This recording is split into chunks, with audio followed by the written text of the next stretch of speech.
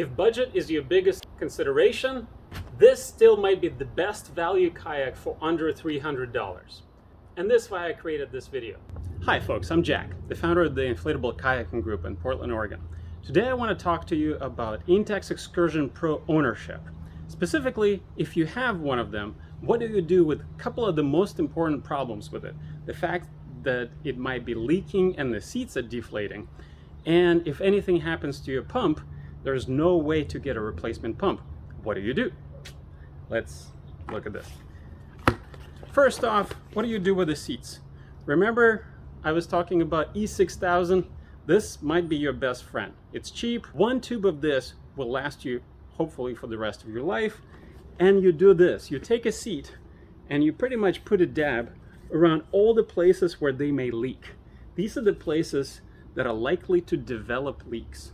So you just preemptively put it on there. It's not going to leak. Voila. For this kayak, this seems to be your best friend, whether you're sealing the seats or if you have any kind of leaks in the hull. Just put a little dab of E6000 in it, most likely it'll go away. Now, I've been brainstorming the solution for the second problem for quite a while, and I think I know it, but I'm going to attempt it right now and we'll see if it actually works. So here is a very real scenario. What happens if you break off your valve connector, or if you lose your pump altogether? You might be just out of luck. You might not be able to inflate your kayak easily. No other pump easily fits it. Here is what I came up with. I will take the pressure gauge for it and I will turn it into a connector for the pump. For that, I need to drill out the insides of it. I happen to have a drill bit that fits perfectly in there. So I will try to do that right now.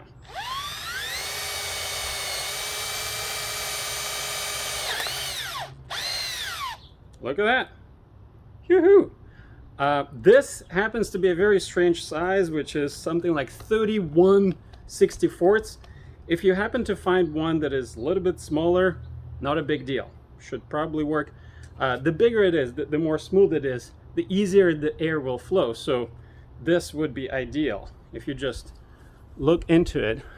And so now I have a pump connector that I know for a fact fits the kayak, and all I need to do is to attach a pump somehow to it. Here's a pump that you can easily buy. I bought this one for about $16 a couple of years ago. I don't think they went up in price much. And all we need to do now is attach this to this. Normally you can take this off. In this case you cannot. Well, I will just tape it. Well, let's see if it works. I always advocate for you to have some kind of strong tape on you, like Gorilla Tape, or this happens to be T-Rex tape. Ferociously strong tape. Never use regular duct tape. Old school duct tape is an absolute piece of garbage. Just never buy it. It sucks. These days they've developed way stronger adhesives. So I believe that this much tape should do the trick. Let's find out.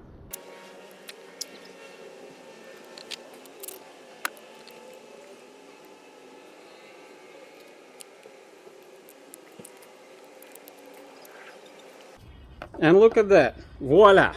I believe this should work, but let's test it. In case you want to tell me something like, hey Jack, what the hell are you doing? Like just gorilla rigging some crap in here.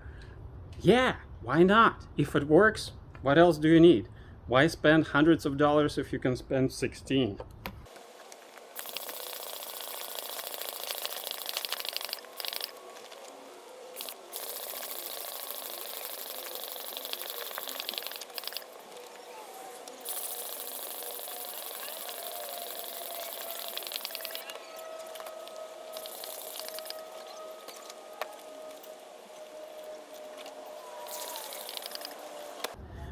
Voila!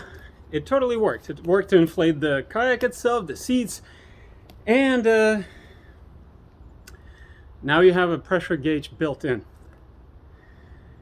I'm not sure how accurate it is. You might not want to use it, but hopefully you learned what the kayak should feel like. Just go by the feel.